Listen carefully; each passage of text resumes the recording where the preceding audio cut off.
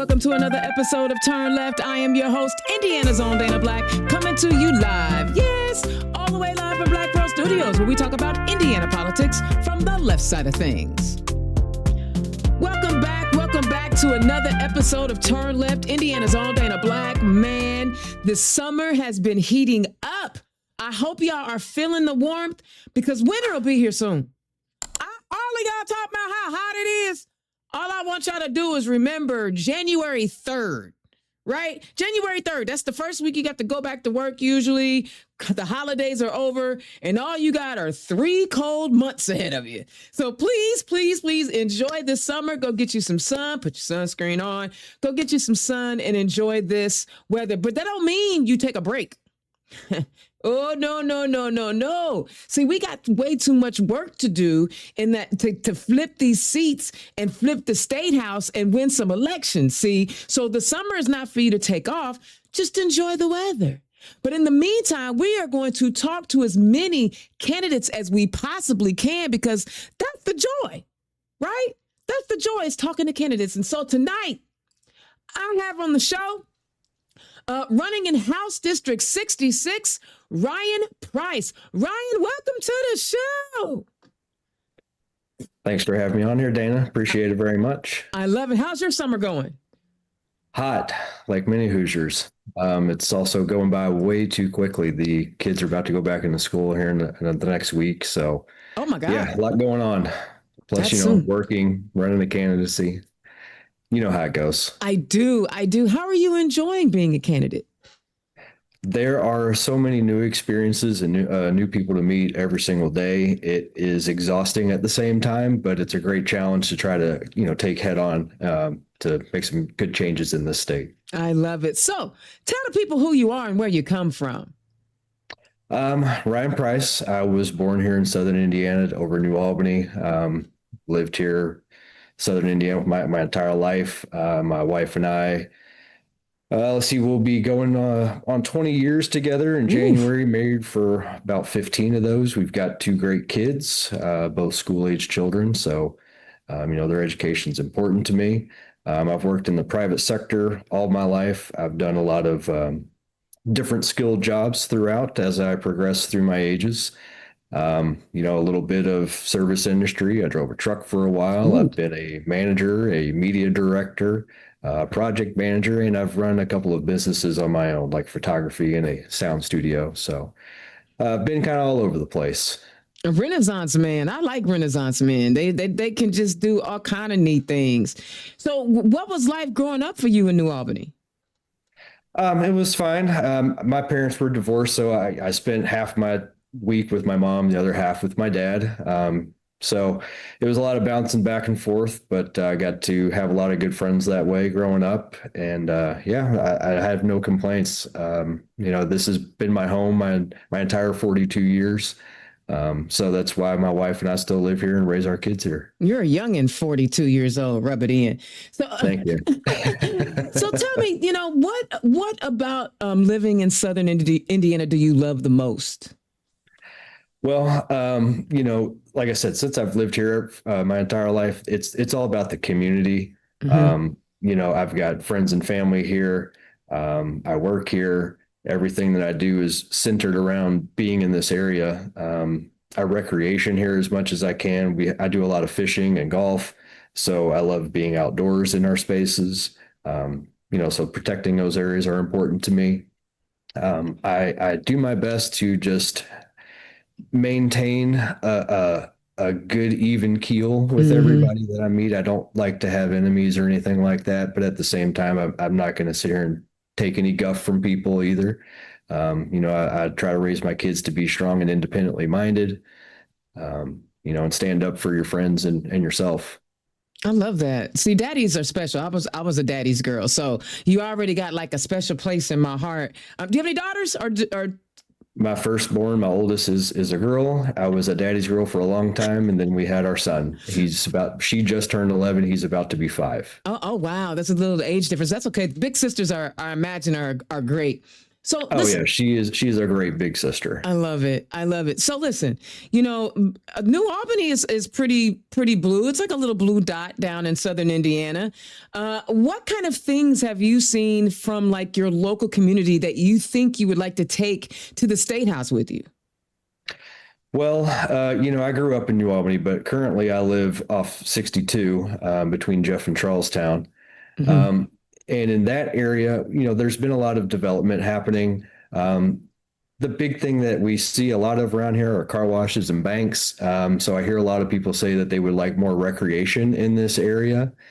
We do have a good amount of parks, which I do appreciate because, like I said a moment ago, I love to be outside. I take my kids fishing with me. We go on walks through the parks nearby, things like that.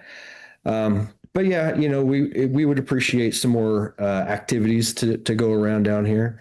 Um, so as far as just building a community that enjoys being in itself, that's kind of what we're looking for, I think. We have a lot of restaurants and things Mm-hmm. like that, but other than going out to eat, there's not much to do. Okay, so you like the nice quiet life. Well, I don't mind some excitement, but I don't always go looking for it. So, You can always go across the river if you want some excitement. There's always something going on in Louisville. oh yes, that is 100% true. I was just there this past weekend. Well, anyway. So, some of the things that you mentioned that you've done, project management, sound engineer. I am most curious because I'm a tech head about the sound engineering. What was that like? What is that work like? You have to be very flexible with your time. Most of the time that I was doing that kind of work, it was very late in the evenings. I Mm-hmm. found out, what worked for the schedule. People didn't want to come in at 9 a.m., right? So it's not a typical 9 to 5 job. You're mostly working in the evening hours kind of thing. Mm-hmm. But it was great. I loved, I've been a musician my whole life. I grew Oh, up in a family of musicians. Um, so helping other people craft their music into something they can really be proud of was something I really enjoyed a lot. oh, what instruments do you play? The first instrument I learned was piano. I always wanted drums, right? But Mm-hmm. my parents were like, those are too loud, play the piano. And so I did that for a while and I said, well, I still won't play drums. And they said, well, here's a guitar. So we just kind of went down the list. And then after mowing so many lawns, I was able to save up and buy a set from the pawn shop for pretty cheap. I And love just kind of drums. brought it home, said, hey, sorry, I got it myself. I agree with you. The drums are like my favorite instrument. Can't play at all. Right. I just want you to know, I just like to sit behind with the sticks and the pedals and pretend like I'm making a beat, but it sounds like mess. And Oh, yeah. and I can't read music to save my life. I never could remember the all good whatever the acronym was for it. I could never remember. So when you think about how you have had all of these different experiences in life, how do you think that will shape you as a legislator when you make it to the State House? Because you're going to win. I'm claiming it. Well, thank you for that. It doing so many different things and being so many different places has allowed me to meet so many different people, right? And if you are in a room of people that always think alike, always agree with everything, you need to find yourself another room. Say that. Expand your horizons, get some new ideas, some new perspectives. I've known plenty of, good old boys. I've known people that immigrated here not that long ago. There's nobody in between that doesn't want the same things. They all want Mm-hmm. to have a good life for themselves and their family. Yeah, yeah. And so when you think about crafting policy, I am assuming then that you will be able to look at things from a holistic Yes, idealistically, that would be the case. I'm a type of do no harm type of perspective. person. In my own community, I live in an HOA community, which I know isn't hot on a lot of people's schedules. But we had a lot of problems in this community some years back, Mm-hmm. and my wife, a lot of people were on our local page. There was money missing, basically. My wife said, don't be the guy that just gets on Facebook and complains, do something about it or Love hush that. up. So I ran for the board here in the neighborhood and got elected, got all the money back, and they nominated me to be the president. That was 4 years ago. Look at you. You'd already started winning elections. See, this is how I know you're going to win. I'm in my second term right now too. Okay, So second term. Come Well, the thing is, like, you mentioned a lot of things and why you love living in Southern Indiana, the outdoor space, the recreational space, the golf, the fish, all the different things.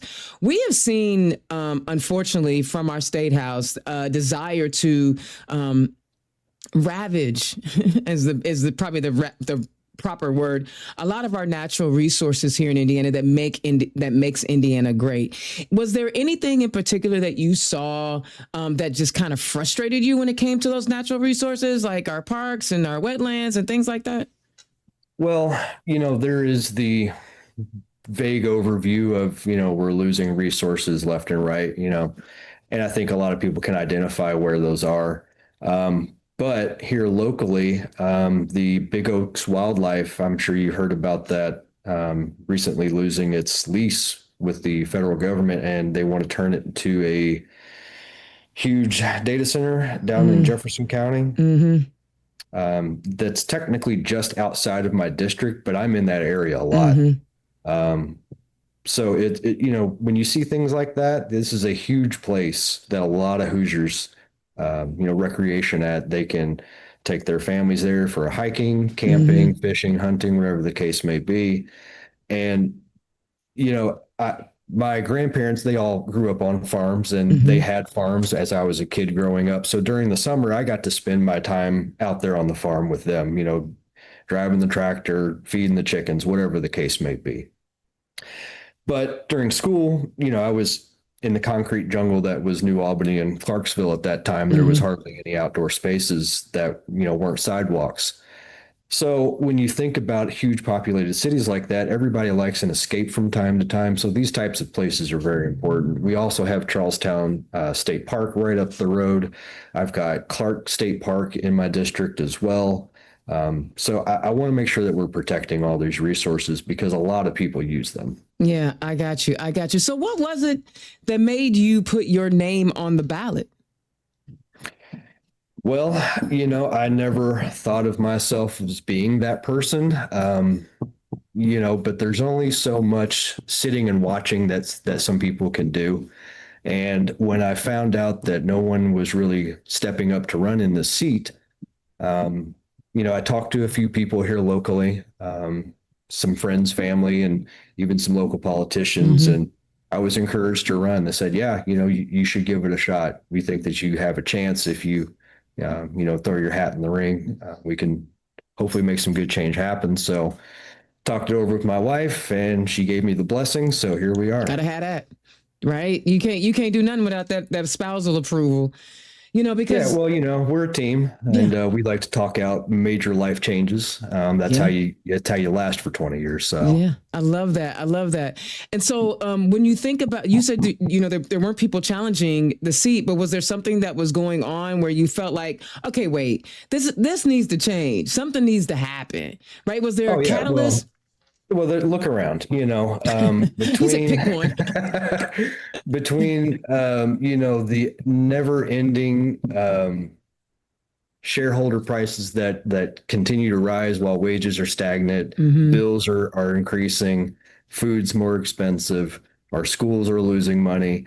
It's like, okay, when is enough kind of thing.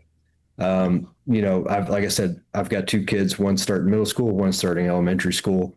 And the school system here is millions of dollars in debt, yet we've got billions of dollars sitting in reserves up in Indianapolis. And they cut the property taxes so they even get less of the pie. Do you guys have charters down there that you have to share revenue with? There's one, and then there are a couple of private elementary schools, but the charter school stops at 8th grade, and that's the only one in the district. So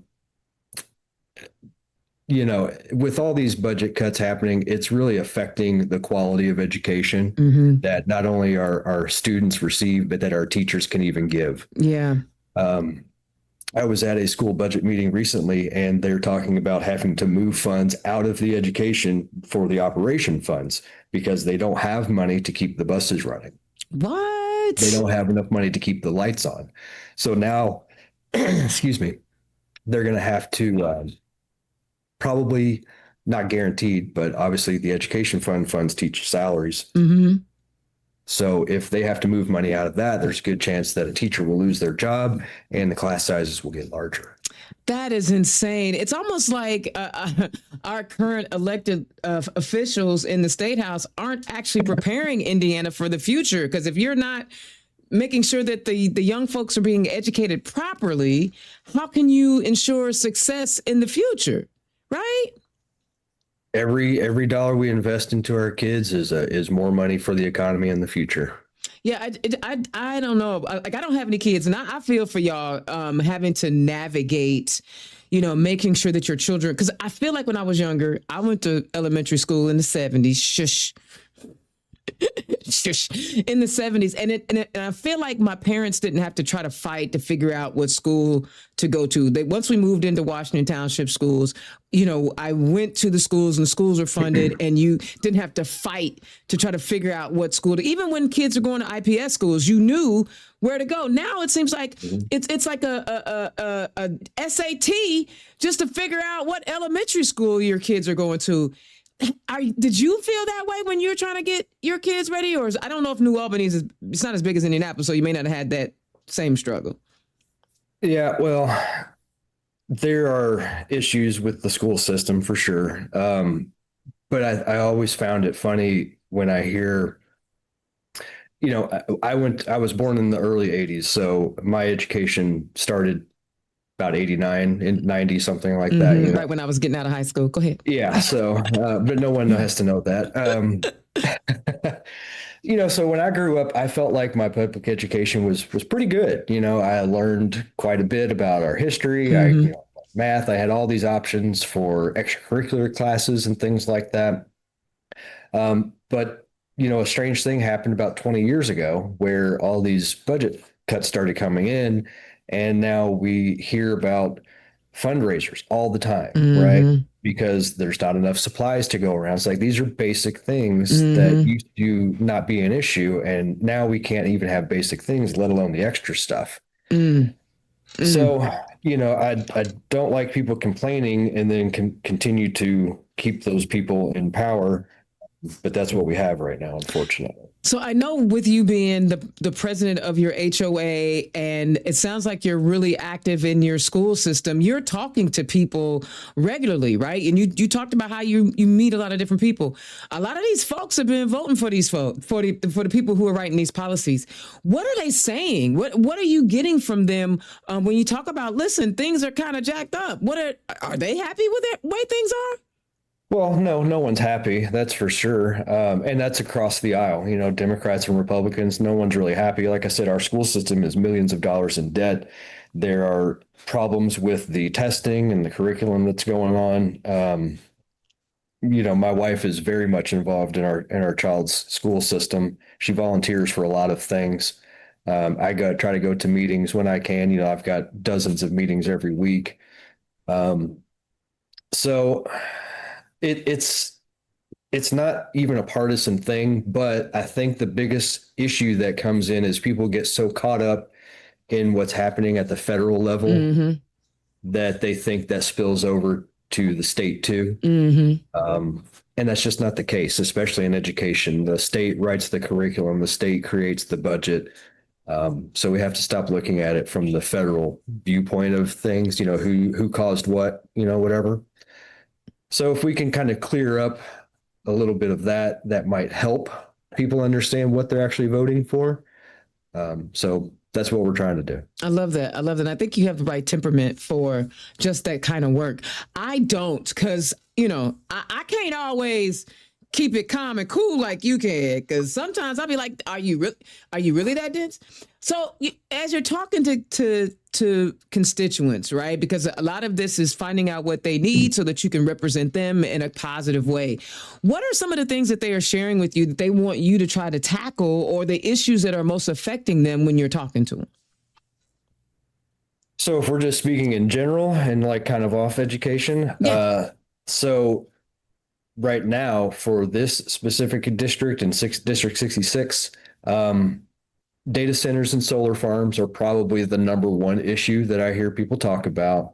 Taxes, number two. Education is another one as well.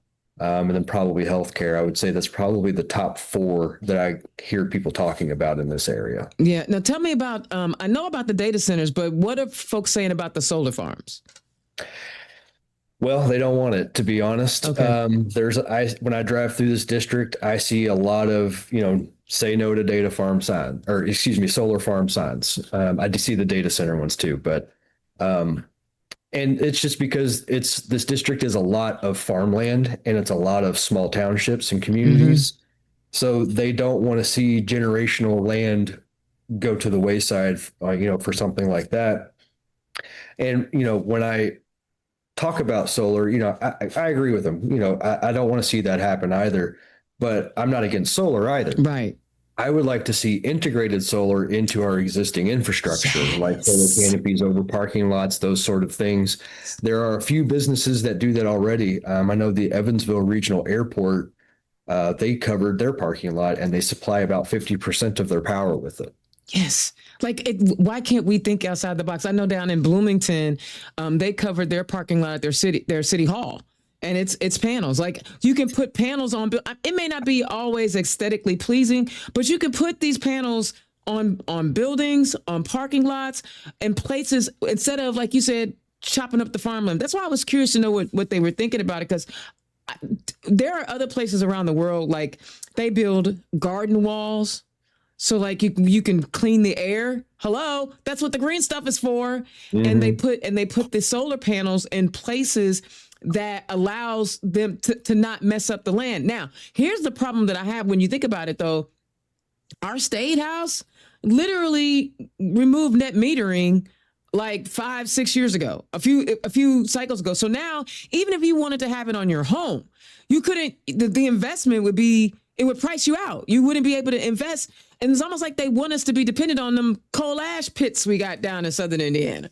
Hey, you said it, not me, Hey, listen, bro, I don't like it's the thing that frustrates me is like, do y'all not like clean air? Ain't Republicans or Democrats, we all got to breathe H2O. There's no other way around it, right? Well, and I'm sure you probably saw recently the that new was listing water. of I said worst H2O, states to live in it right now. Indiana was listed number 3, and one of the big reasons was our air quality. Yeah, H2O is water, though. I don't think O2 is what I meant to say. And somebody's gonna be like, the periodic table, Dana, the periodic table. I wasn't a sciencey girl. So when you think about what they've been sharing with you about your concerns, how has that shaped your campaign? And what are your 3 main, topics? Or even go further, what's the first piece of legislation you want to work on when you win? Well, I would like to, set some standards on regulating the data centers and the solar stuff. Those are, like I said, because in this district, those are some of the biggest issues. Mm-hmm. And then if we can do something about the housing assessments, we've already got really low property taxes, and people complain about property tax all the time. But if your assessment, is doubling year over year, that's really the main issue. So we need to look at fixing that as well. Do we just pause there for a second? Because I don't know how housing assessments work. I know that eventually your property value goes up, but why does it go up? Market value. That's really what it comes down to. Whatever the current market value is for where your home is, that's how much they're going to drive up the price. And then you pay taxes on that, your own unrealized gains. So, it'd be nice to be able to cap that. And if there's a shortage for the property taxes coming in for that, I feel like that would incentivize more homes to be built, hopefully, because that's really what we need. We have a housing shortage in our state. So if we can build more affordable homes, because I see a lot of new houses being built that don't look affordable. And I think to myself, who in this community, who in this district is buying that right now? With these prices and interest rates and everything. And we need affordable housing at all financial brackets. I think affordable housing should be tiered, right? Because what is affordable to someone who's making $250,000 is different than someone who's making $80,000. Correct. Right? And my wife and I, the first house that we got together was a little over 900 square feet. It was built in the 60s, post World War II and all that kind of stuff.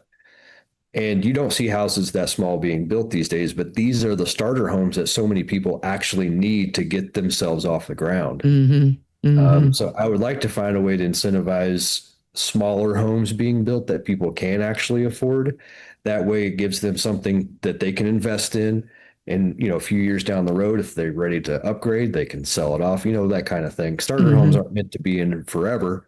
So people want to move up. And, we got to a point, my wife and I, because we were there by ourselves for a long time and it suited us just fine. And we had a child and we found out quickly that it was a small home. Mm-hmm. Uh, and we wanted another one. So we thought, oh gosh, we have to find something a little bit bigger than this. So yeah, I mean, it's just a natural progression of things. But if people don't have options to even get off, Mm-hmm. off the starting block, then that's a real problem. I agree 100%. And I interrupted you, so go ahead. Oh, no. That was it. Oh, okay. And so, so we talked about assess values on homes and making sure that we're building more affordable housing. What are some of the what is the other things that you are shaping your campaign on that you're communicating with people? Education funding, Mm-hmm. that's a big one. I would like to work on potentially sunsetting the voucher program Oh, because that takes so much money out of the school systems. And like I talked earlier, we've got hundreds of millions of dollars being siphoned away from public schools. I tell you what, that was music to my ears, musician. Like you literally just played a song that just sang to my heart. Because if we could ever sunset making sure that people who are unlimited income are getting a $7,000 coupon to send their kid to the private school they was going to send them to anyway, while the public school in rural Indiana, where there aren't that many options, are struggling, bro, that right there is enough to say, let's vote for Ryan Price. Let's donate to his campaign. That, man, because I don't get it. I don't understand why people are okay with defunding public education. They already defunding, like, with the way the property tax cuts, municipalities are already struggling. Like it's almost like they just don't care about the future. Well, it's a false pretending of caring. So, they say that they want school choice, but really they just want to sell you school. Yeah, yeah. They want to take your money and then you can kind of pay into a little bit of it yourself through the private part. So, yeah, like I said before, when I was growing up, I felt like my public education was pretty solid. Was it perfect? Probably No. not. But when I was growing up, we didn't have the voucher system. They weren't stealing millions of dollars every single year, so we had a lot more resources. Yeah, yeah, they are definitely stealing. And what's crazy is that it's written in our state constitution that the state is required to fully fund public education. And the idea that, you give these vouchers to people that are not going to public money is for public schools. This is how I feel about it. And I literally I interviewed for a job that was going to pay me twice as much or close to twice as much as what I was going to start making when I started my job at Act Blue. And I didn't take it. And I would have enjoyed the work because it was outreach, it was engaging people, civically engaging people, so on and so forth here in Indianapolis. But I couldn't take it because I was like, they for vouchers, they for charters. I understood their philosophy, which was, okay, as Black folks in the Black community, we have the opportunity to shape the education for our kids with these charters. So they were using the charter system to kind of like reshape how our young Black kids are being taught. But the problem is they didn't last. Like a lot of these schools didn't last. They came, they left, and then parents are left. Anyway, you didn't care about that story. Yeah, they cash a check, and that's what counts. So yeah, but good for you for standing on your morals. Yeah, I mean, I wish I had that money now, though. No, I don't. Yeah, it was tough. It was tough because I remember my best friend being like, "How can we get you in this job?" And I'm like, "I can't do it. I can't do it. I'm too outspoken on top of that." Right? Have you ever had that problem where, well, you calm. You're not like me. You're not all loud and boisterous. Well, my wife says that I do speak very quietly, but whenever she does hear me, it's usually the most important thing she's heard all day. So I love that. So let me say this. Is there something you want to make sure our listeners know that I didn't ask you about? Well, again, I'm kind of like a do no harm type person. I care about my family, friends, community, everyone that's around me, because if the world I live in is in a good place, then that means I'm in a good place. But if everything is crazy and going, lit on fire, then I'm in a burning building at that point. So, I'm here to look out for every single Hoosier. I'm not going to sell out to anybody. I have not taken a single dime of corporate money or anything like that. Everything is grassroots funded. I try to do as many free events as I can because I don't want to charge people anything to come talk to me. So I'm all ears. I'm not the type of person that's going to sit here and tell you I have all the answers and you have to listen to me. I'm here to listen to you and figure out how we can make everybody work together.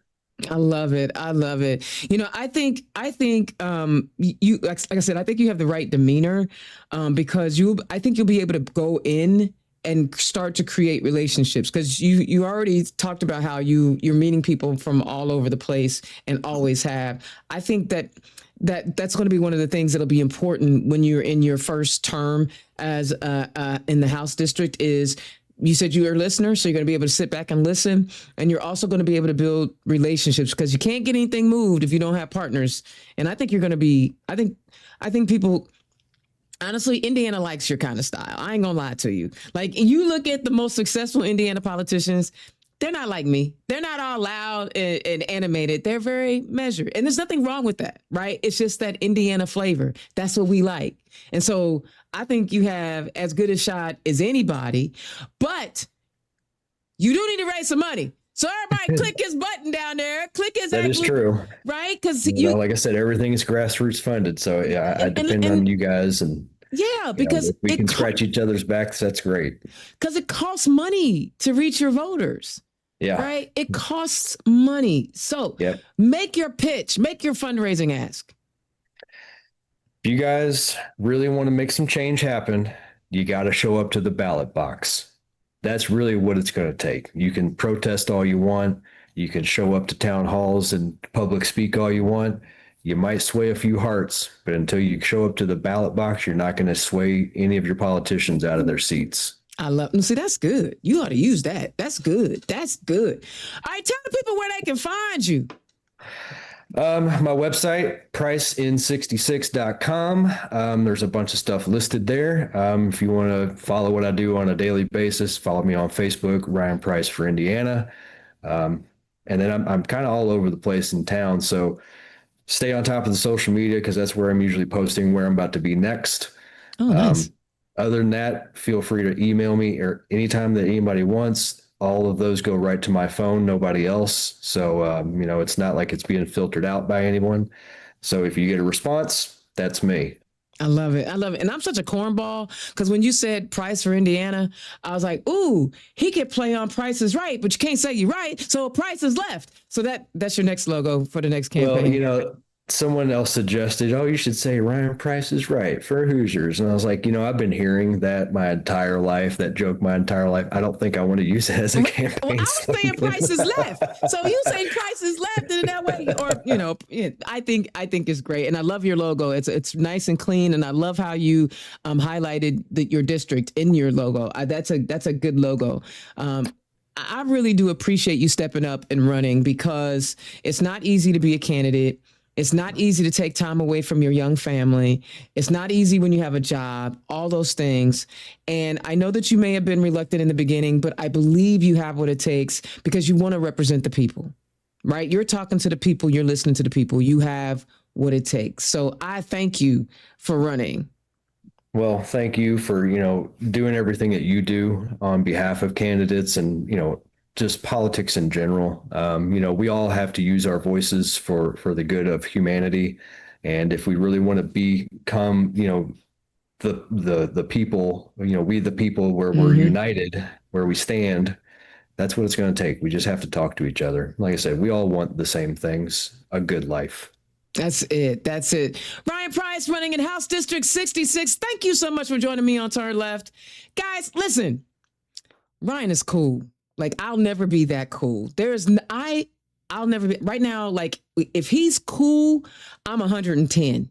I will never be as cool as Ryan, but I'm gonna tell you something. He still needs your help, right? So go to his website and sign up to be a volunteer, right? Because he needs that. Just like he needs some money, he needs volunteers. That's a pretty decent sized district, and it looks like it's got some rural area in it. So he's gonna need you to come out, knock some doors, help him spread the word, be a surrogate for him.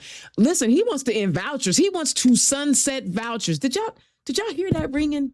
That was beautiful.